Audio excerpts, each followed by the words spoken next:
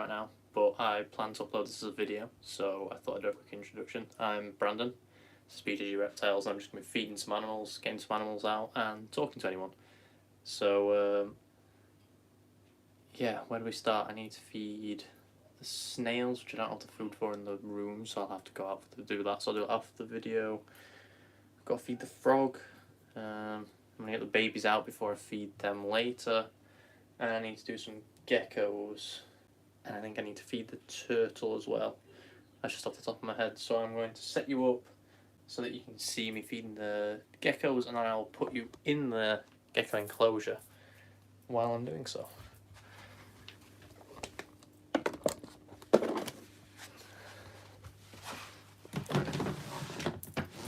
Let's put you here. Bend it upwards so you can see what I'm doing. If I'll bend it downwards, we'll feed Pascal first. So even though no one's watching, basically this is my daily routine. So I've left the turtle and the snails an extra day so I could do so much at once, which won't affect them at all.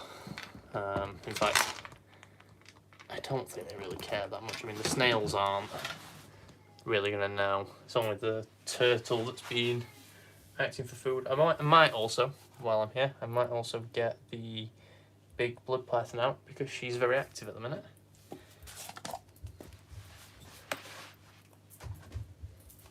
So we're going to be feeding them some 4th generation hoppers, which are just locusts, and we will be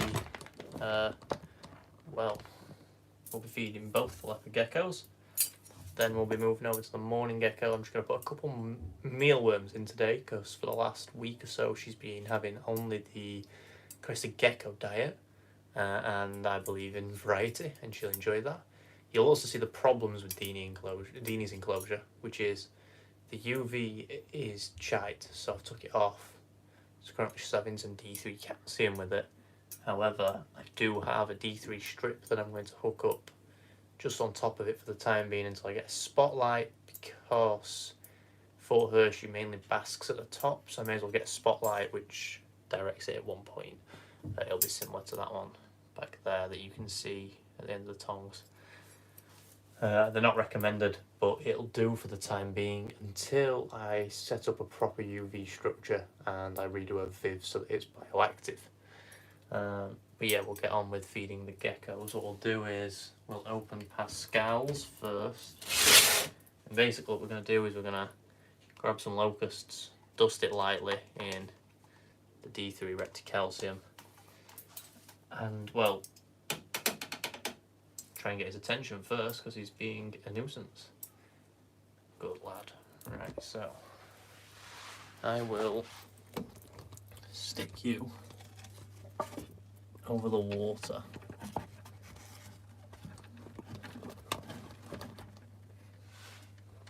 You can see him just there.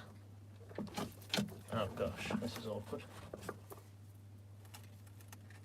So let's see if he stays there. Pascal, don't go off the camera.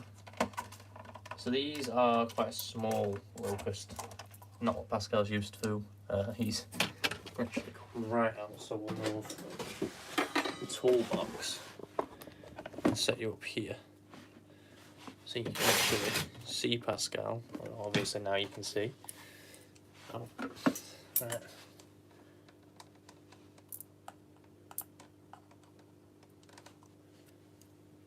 So, like I said, this is just a normal little locust. How cool's that? So Pascal is my oldest leopard gecko. I talk about him all the time. He is a gorgeous animal. He's actually the least tame out of the two geckos, but he still knows where I am. And he still allows me to tongue feed him, whereas actually the one that's more tame does not. Don't hit the tongs. Hit the locust. So I believe his mum is a super hypo, but we don't know what his dad is. So we actually don't know his morph or potential morph. We just know that super hypo was in the mix, but he's not quite got the super hypo pattern. But as you can see, he's a very reliable eater. and he's quite the personality. He's always out, he's always exploring, and well, I say always out, he's out at random times in the day and night, but he's always out for feeding. Always comes out right up to the glass like you're seeing now, and he just chomps away. And he's not camera shy at all, are you, mate? Look at that gecko. So that's usually the amount I give him. I guess it's on camera. I'll give him an extra one because he's been so good for the camera, and I know for a fact that Blue, the leopard gecko above him, is not going to be this nice. Good lad. So he's got a normal LED and the UV on. The UV's off right now. You can see the wire for the normal UV there through the glass. Normal UV, normal light. He's getting different UV. I've got a strip waiting for him because this one's about expired. But obviously that takes a little bit of time, so it's not something I'm rushing into. He's just having the D3, it's just an extra precaution. Look like a gecko. Right, we will close this glass really carefully so we don't trap him. The rudders need cleaning, I apologise for that noise, I can only apologise. Then we'll try and feed Blue, who is just a bit further up.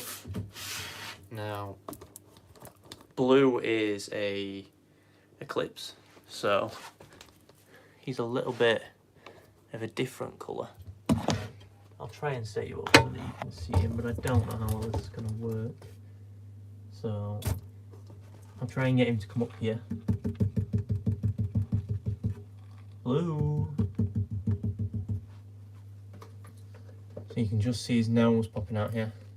Just over this coconut. Come on, mate. Feeding time. Some time for some locusts.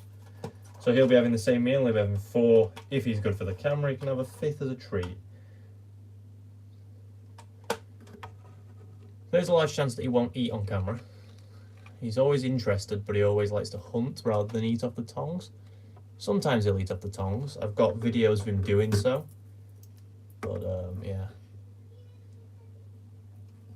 So I can just hear Scarlet, my big blood python, like trashing her Viv behind me. I'm not even sure how good the audio is here. I might have to talk a little bit louder because you are in a Viv. Come on, Blue. Come on, mate. See, he's just not bothered. Like, I could sit here for 8 years and he'll just go back in. So we'll just literally put that locust there and he'll catch that later. I always come in a couple hours after I've fed him, and they're always all gone, or maybe there's one left. But then in the morning they're all definitely gone. It's nothing to worry about. It's just a bit of a weirdo, I think. Oh, this locust is an escapee.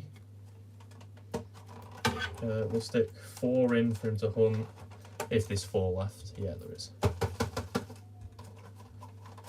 For those of you that don't like feeding live food, I wouldn't recommend a leopard gecko because they do need live food.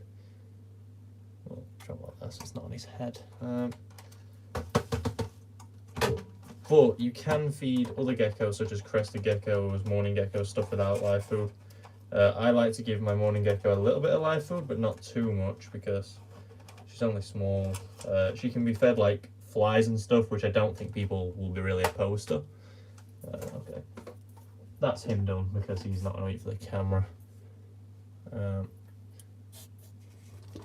He has come out to say hi, which is nice. I don't know if you could have if you've heard me properly there, but basically, he won't eat for the camera. If you don't like live food, I would definitely recommend against feeding leopard geckos. But the morning gecko, who is behind me right here, can eat a Pangea diet, and she can also eat flightless fruit flies, which are great for people that don't really like feeding live food because you don't really associate them with having like a life. I know it sounds cruel. You can kind of see the fish here. I'm just literally I'm gonna feed him some flakes today. So just this stuff. We'll literally just give him a small pinch like that and just put it in. You might be able to see them coming up and eating there, yeah. So these are Danios or Danios, however you pronounce it. I've got 4 of them, they school together. Very cool little animals, and they also, like you can see just there,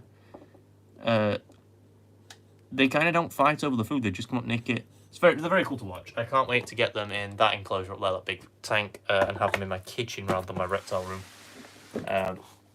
So that's the first few animals done. So that's the leopard geckos and the fish. And I need to feed the turtle, so you can turn round.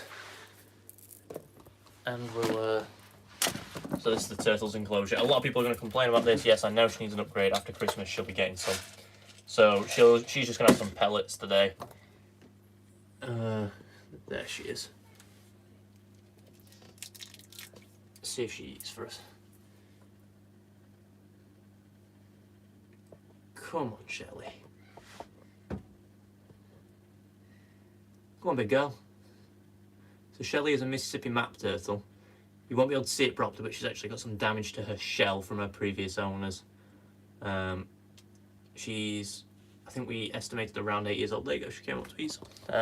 She's estimated to be around 8 years old, I think. She's one of the older animals in the reptile room.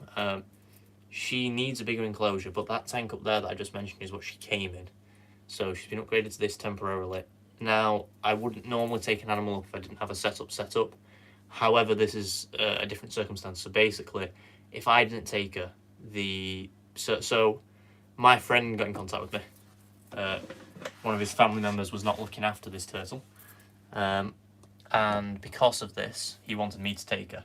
But if I didn't take her, she was going to end up with another family member of his, and the other family member basically was convinced that that tank was okay for him okay for her for the rest of her life. So I took her, gave her an immediate upgrade to something that's still not recommended, but is better than what she would have had for the rest of her life. And at Christmas time, she's going to have a huge upgrade, and a huge upgrade that will allow me to add a better platform, because as you can see in there, the platform was not on. Now, I do have a platform, but the bolts are broken for it, and it won't actually hang up. So currently she's without a platform. I am going to go and get her a bridge, I think, because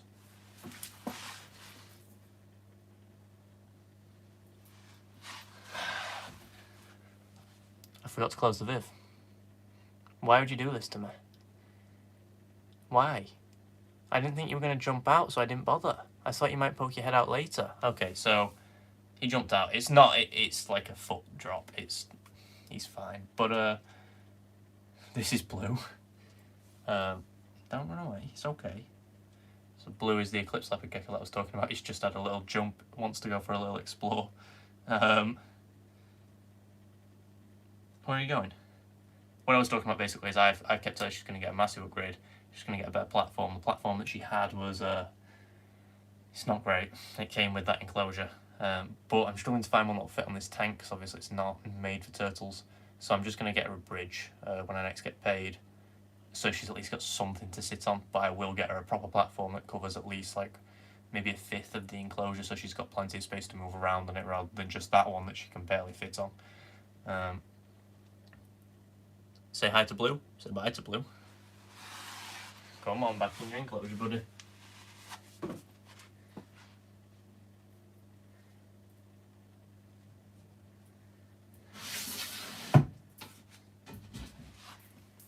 See, if someone was watching this, they could have told me he was trying to jump out, but I never even paid attention.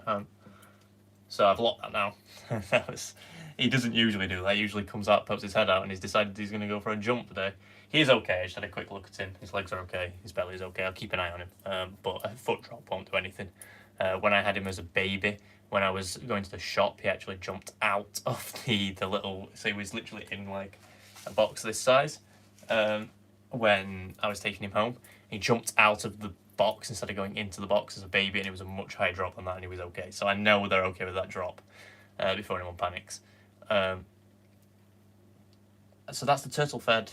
I've explained why she's in that enclosure, and she's going to get an upgrade. She's got some algae growing on her actually, so later on I'm going to give her a little brush, a toothbrush up there that I just scrub the algae off a little bit, because freshwater turtles are not great with it, especially Mississippi map turtles, if it grows too much. So I just like to keep on top of it. I think I need to feed next. So I need to feed the snails, but I'm not going to do that on camera. I need to feed the morning gecko, so I could go over there like I said I was going to, but I'm a moron. Well, and then I think that's pretty much it. Oh, and the hamster. which is what I thought jumped somewhere because he climbs on the bars because he needs an upgrade as well.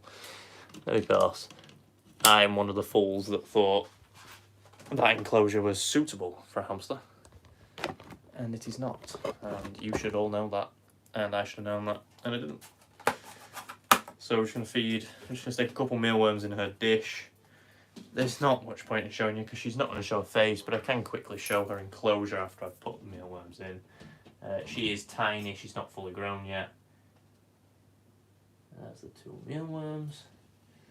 Right, let me stick the lid back on this mealworm tub, and then I shall show you her enclosure. So I've actually done a video building this enclosure. This is it. It's, if I open it, look here. It's just got some logs in it, some plants that are fake. She's quite happy in it, to be honest. It is semi-bioactive. It's got some isopods and some springtails in there, along with the morning gecko, but I need some live plants to make it fully bioactive. So currently I'm not going to claim it's bioactive. But as for feeding, that's pretty much all we need to do, because I've actually got a treat bar in with Reggie right now. Forgot I did that earlier. So I'll show you some animals. So first of all is Helix up here. So Helix is a spider ball python, and as you can see with his head movements there, he's got a little bit of a wobble, which is what sometimes comes with the spider morph. He's not in the breeding plans, he is just a pet, and he's just a show animal, and if he proves well with stress, a little bit of stress, he might be a show animal for the mobile shows. However, it's very unlikely because he's shown an improvement since he came in here with a lot of the decor and stuff, and he doesn't corkscrew as much, but he's still got the wobble. I don't want to upset him, stress him out any more than he needs to be, because I imagine his day-to-day life is already stressful enough. Okay, so how about this?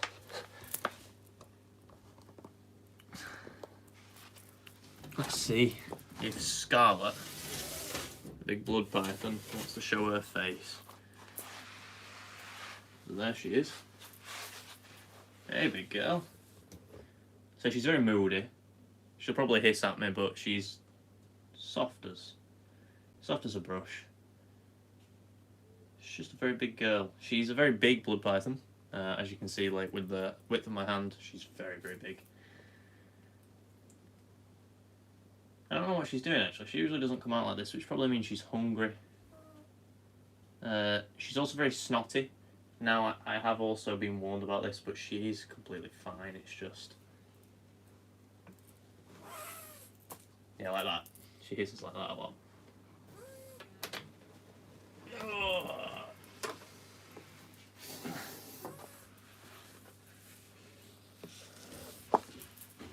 And she's very, very heavy. But she is. She's a very big girl.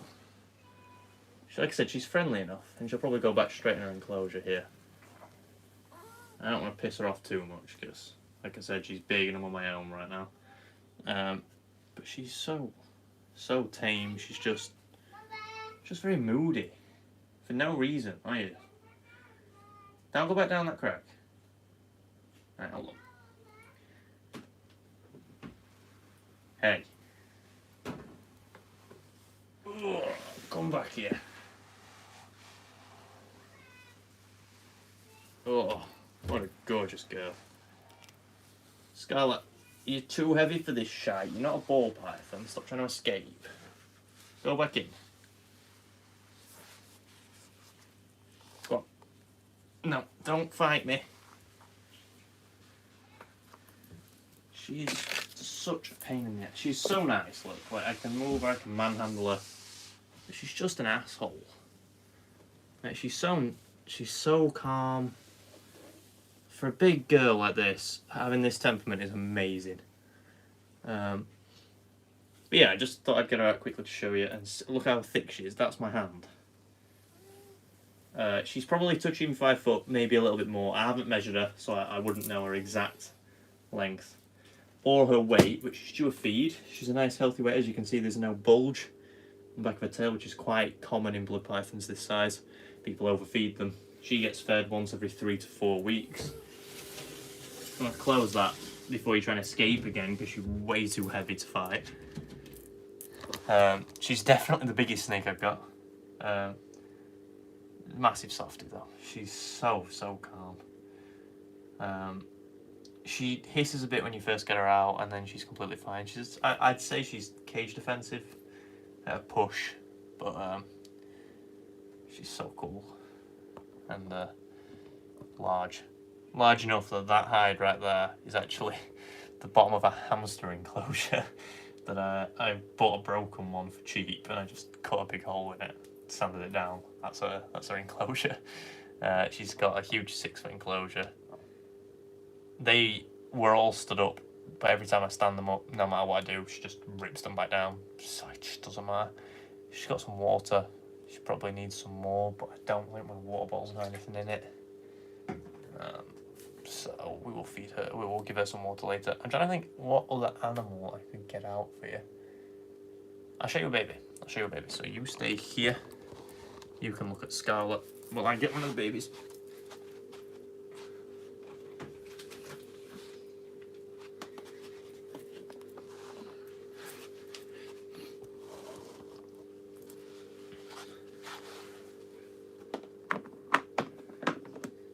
So this baby here, which I'm going to get out shortly, is Tango, who is the smallest snake I own. He is a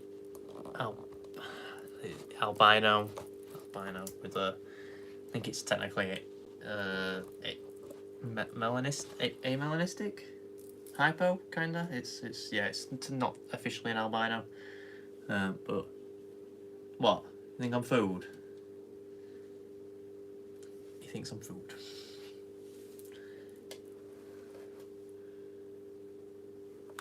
Don't you?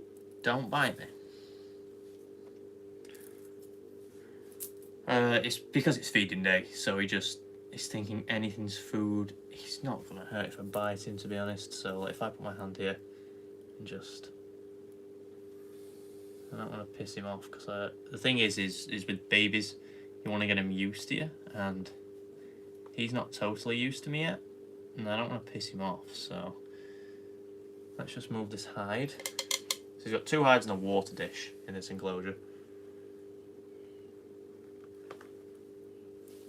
But like I said, it's feeding day, and I just don't want him to get put off because he's a bit of a picky eater, and obviously he's a little baby. He needs to get used to people. He's going to be in the breeding... No. Tango, why are you doing this? Usually he's so good. He's such a beautiful little shoelace, basically.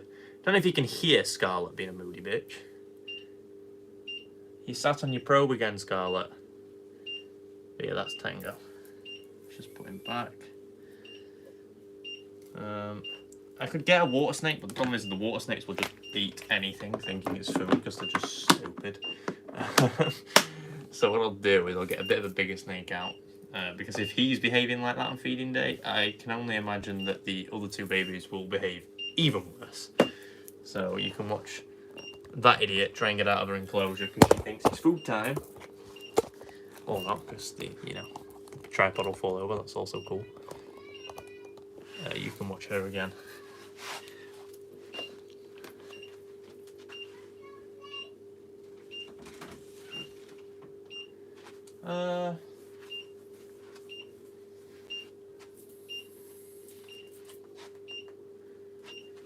Let's get Anubis out. So Anubis, it was my first ever royal python. I'm going to show him now. Oh, come here, Anubis. So he's just had a little bit of a redecorate with his Viv. And this is Anubis. So let me move you a bit further back.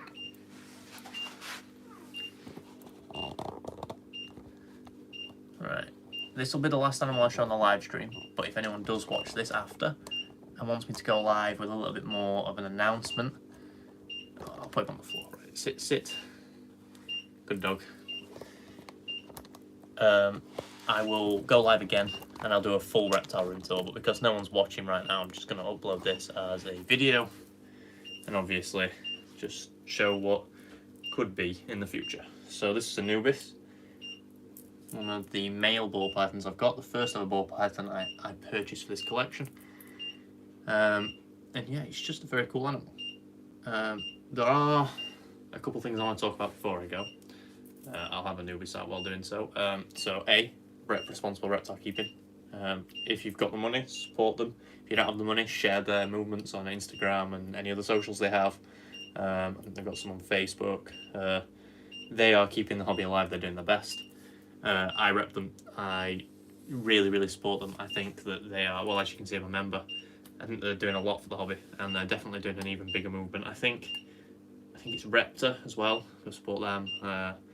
US Arc if you're over in the States. US Arc also has a lot to do with like the IHS, which is basically our version, I guess. They're quite close. But yeah, definitely do that. And the other thing is there was a Channel 4 documentary that was out. I think it came out this week about the pet trade, and I just wanted to say that I stand with all the pet shop owners and the private breeders, and I think that a lot of what they said was complete and utter bullshit. There was only certain things that they said that I would mildly agree with, which is I think in one of the clips I saw they said something about the IHS supplying water and natural substrate at the shows. Now that I can't fault. I think that'd be a great idea actually if the IHS supplied it, but the problem is I think that people aren't understanding is private breeders would have to bring it for every single animal, and that can be a massive pain. But if the IHS were able to supply it, I'd be completely down for that, because I think it's an improvement that would definitely help the appearance of the reptile hobby and also look after the animals. Now, I've actually got a fair few animals from the show, one being the frog behind me, Deanie, who I've just fed, the morning gecko. Will you get off the probe? That beeping's right annoying. And I'm trying to think who else. Gordon, my western hognose snake. I got him from a 2020 show, back when it was in Doncaster. And I got 2 spiders. I can at least get one of the spiders down to show you. The little slings, so I'll just get the entire enclosure down. I will put Anubis back. But first of all, look how long this snake is. Right, you go back. Anubis is so friendly as well, because I've had him since he was a baby. So he is so very used to me just coming in there, picking him up, handling him. And he's the perfect example of a very calm snake, and what most of the snakes in the reptile hobby are like. The vast population of animals sold and that are up for sale are like that. They're also the species that he is, a ball python or a python regius, or a royal python in the UK, which is what we call them. They're nocturnal animals, they're very placid, they need 3-foot enclosures as males, 4 foot as females. 4 foot's preferably for both, but 3 foots are okay for males in my opinion. As long as they've got some range to climb, some range to hide, you'll be fine. They need a 30 to 32 degree hotspot, and then an ambient temperature, probably not dropping below 25 on the cold side. But don't worry if it does, they self-regulate, they know what's cold, know what's warm. As long as it's not boiling on one side and freezing on the other, you'll be fine. It's the same for every other snake. Just do your research on the hotspot and humidity that they require. I believe they require 60% humidity, roughly, when they're in shed. Give them a spray down with a bottle like this, which is literally just a hairstylist's bottle, just filled with water. I use that for all the animals, and they've all shed fine since I had it. I had a big one before that broke. That also works fine if you want to spend a little bit more money. But that I've had for like over a year. It's not broke. It's a pain to go fill up all the time, but other than that, it's really good. My God. So she basically, that beeping is because she's on the bloody thermostat probe, and it goes mental. I'm going to show you a spider. I'll show you Nightfall, which is a Borneo black.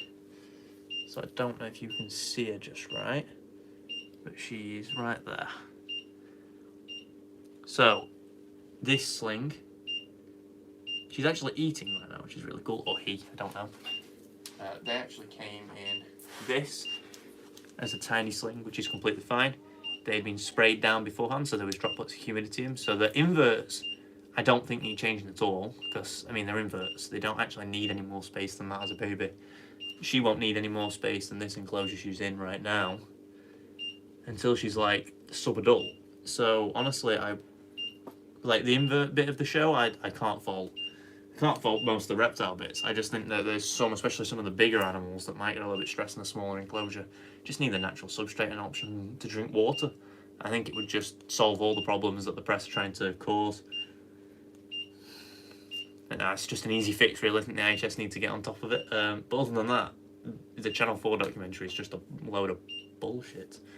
I'll go put Nightfall back, but I'll show you one more time. She's actually eating a mealworm, which is very cool.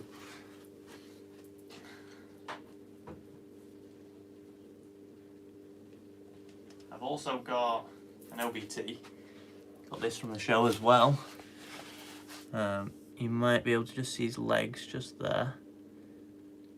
Now the OBT is very small, but has eaten every single time I've fed him, so doing well. However, due to the size of it, I was not expecting. Well, first of all, I was not expecting OBTs to grow so slowly. Whereas the Borneo Black shot up in size, and the other thing about them is they've got the care equipment stuck to them. A lot of the animals did in this show, which they didn't when I bought Gordon. So the show's upgrading, it's evolving, it's doing good. I just think that Channel 4 is a little bit stupid, and I think they're just very biased towards hating the reptile industry for no particular reason. To just hate the reptile trade. It's unfortunate, but we need to do everything we can to fight against it. Which is what responsible reptile keeping are doing. They are okay. And as you can see, I'm repping the members shirt, and I think if you can, you should. If you can't afford it, don't worry about it. Share some of their movements. If it's all you can do, do it. If you are keeping reptiles or exotic animals, this is the thing you need to look at. They're also going after the fish trade, which is just wrong. I mean, as long as the animals are captive bred, I don't see a problem with it. And even the wild caught animals, if they're taken in moderation and then producing offspring that can then just be produced and you don't have to take from the wild anymore, I think that's fine. With exceptions, obviously, you don't want to take endangered species from the wild or species that are detrimental to important to the environment around, small localities of them. I think they should be left where they are. But for instance, like this big Borneo blood python, like they're very common from where they're found, which is I think Malaysian sort of area. Could be wrong. But yeah, that's pretty much all I've got to speak about right now. I've got to go look after my two sons and feed a couple of these animals while I'm doing so. So if anyone does watch this, thank you for watching.